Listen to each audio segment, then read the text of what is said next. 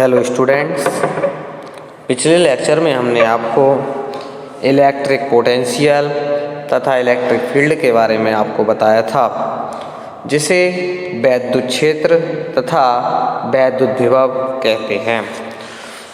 आज का हमारा जो टॉपिक है बीटाट्रॉन, जो कि बहुत इम्पोर्टेंट टॉपिक है, कई बार एग्ज़ाम में पूछ लिया जाता है। तो बीटाट्रॉन क्या होता है? बीटाट्रॉन जो एक इलेक्ट्रॉन की ऊर्जा बढ़ाने के लिए इसका हम उपयोग करते हैं। उच्च ऊर्जा या हाई एनर्जी के इलेक्ट्रॉनों के द्वारा जो गामा किरणें हमें प्राप्त की जाती हैं, वह बीटाट्रॉन से ही प्राप्त की जाती हैं। इस अवस्था में जो बीटाट्रॉन के द्वारा जो ऊर्जा होती है जिससे हम इलेक्ट्रॉन प्राप्त कर सकते हैं, वह ऊर्जा 300 MeV की होती है। तो देखते हैं बीटाट्रॉन क्या होता है। बीटाट्रॉन इज ए डिवाइस, यह एक डिवाइस होती है for spending up electron to externally high energy with the help of expanding magnetic field. तो जो मैग्नेटिक फील्ड में यह इलेक्ट्रॉनों की ऊर्जा बढ़ाने के लिए यूज की जाती है, जिसमें हाई ऊर्जा के जो इलेक्ट्रॉन होते हैं उन्हें प्राप्त कर सकते हैं। It was constructed in 1941 by D.W. Cast।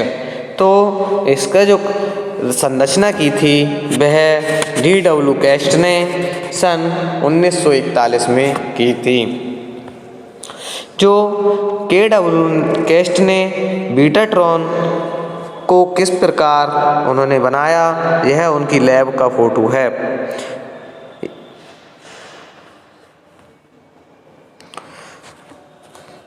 Next, betatron differ from cyclotron. जो बीटाट्रॉन और साइक्लोट्रॉन होते हैं उनमें क्या डिफर होते हैं? The electron are accelerated by expanding magnetic field. तो जो बीटाट्रॉन होते हैं वह उनमें इलेक्ट्रॉन एक्सीलरेट होते हैं मैग्नेटिक फील्ड में, तथा the circular orbit has a constant radius. जो सर्कुलर रेडियस ऑर्बिट होती है उसमें रेडियस कांस्टेंट रहती है।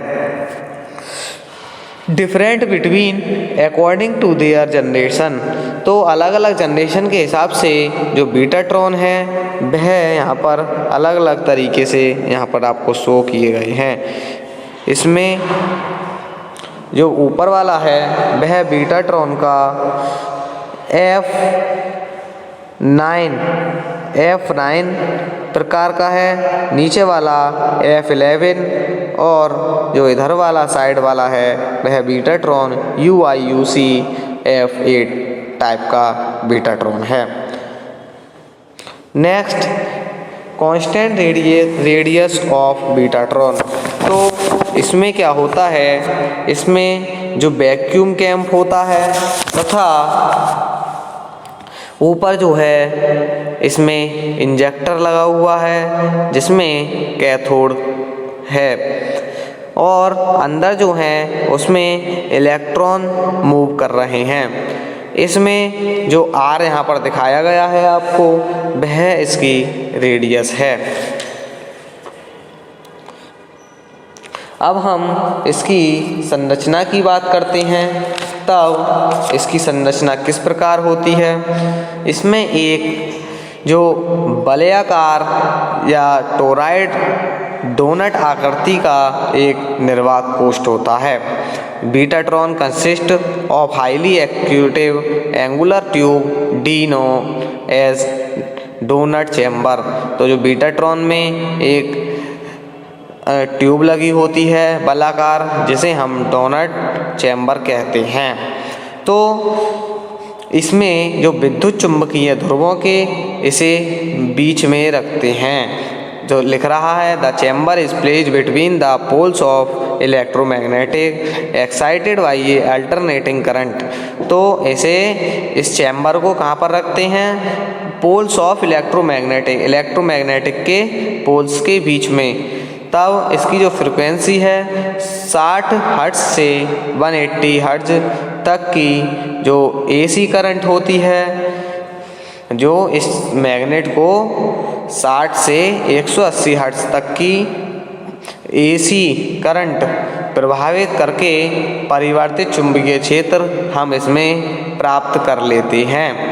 जब परिवर्तित चुंबकीय क्षेत्र जो डोनट के तल के परपेंडिकुलर होता है तथा इसका मान जो होता है वह डोनट चैम्बर के केंद्रीय भाग O पर बहुत अधिक होता है, तब जो इसमें जो अल्टरनेट करंट होगी वह चुंबकीय क्षेत्र बीटाट्रॉन में दो प्रकार से कार्य करती है।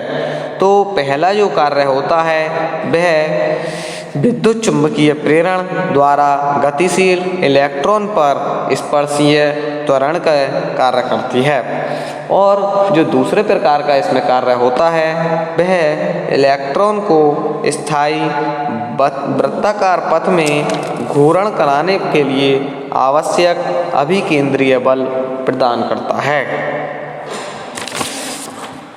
अब जो इसकी जो सिद्धांत इसका था, यह फैराडे के विद्युत चुंबकीय प्रेरण पर आधारित होता है। इसमें विद्युत चुंबकीय प्रेरण के अनुसार जो फ्लक्स होता है, फ्लक्स के परिवर्तन की दर जो होती है वह प्रेरित विद्युत वाहक बल के तुल्य होती है।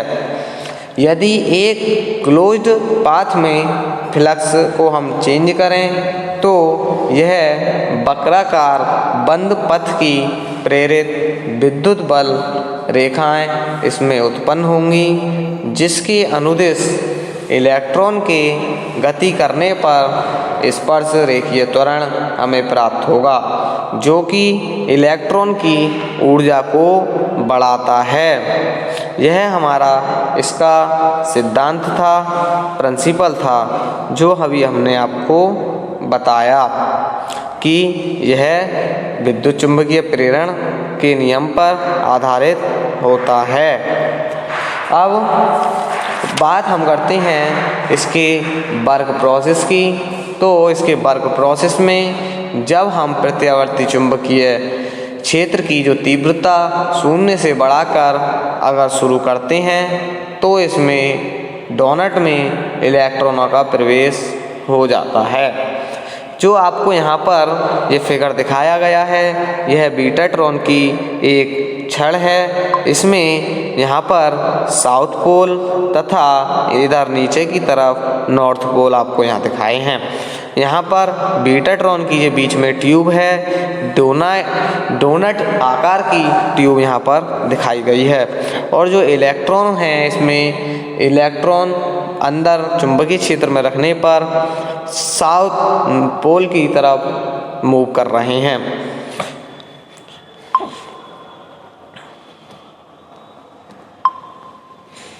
नेक्स्ट जो होता है, इसमें मैंने अभी आपको बताया कि इसकी प्रत्यावर्ती चुंबकीय क्षेत्र की तीव्रता शून्य से बढ़ना जब शुरू होती है, यहाँ पर शून्य है, यहाँ से जब बढ़ना शुरू होती है तब यह डोनट में इलेक्ट्रॉनों को प्रवेश कराते हैं। जब यह 1/4 चक्र में ऊर्जा यहाँ पर अधिक होती है तो पथ पर जो प्रेरित विद्युत वाहक बल का मान जो होता है वह -d∅/dt होता है। तो यहाँ पर जो है जे वाला पॉइंट यहाँ पर T/4 की ऊर्जा यहाँ पर अधिकतम होती है। यहाँ पर इलेक्ट्रॉनों का निष्कासन हो जाता है, जिसे हम एक्सट्रैक्शन कहते हैं। इसे यहाँ पर इस पॉइंट पर जो है इलेक्ट्रॉनों का निष्कासन हो जाता है, तथा जो हमारा ये वाला पॉइंट है, इस पॉइंट पर जिसे हम इंजेक्शन का रूप दिया है, यह यहाँ भी पॉइंट होता है, इस वाले पॉइंट पर भी इंजेक्शन होता है, जिसमें जो इलेक्ट्रॉनों का प्रवेश इसमें होता है। यहाँ पर जो इंजेक्शन आपको दिखाया गया है ये वाला, यहाँ पर इलेक्ट्रॉनों का प्रवेश होता है। जब यह बल जो है इलेक्ट्रॉनों की गतिज ऊर्जा में वृद्धि करता है, लेकिन जब चुंबकीय क्षेत्र का मान हमारा शिखर मान पर पहुंच जाता है तब वह यहाँ से कम होने लगता है। तो इससे इलेक्ट्रॉनों पर यहाँ पर मंदक बल लगता है।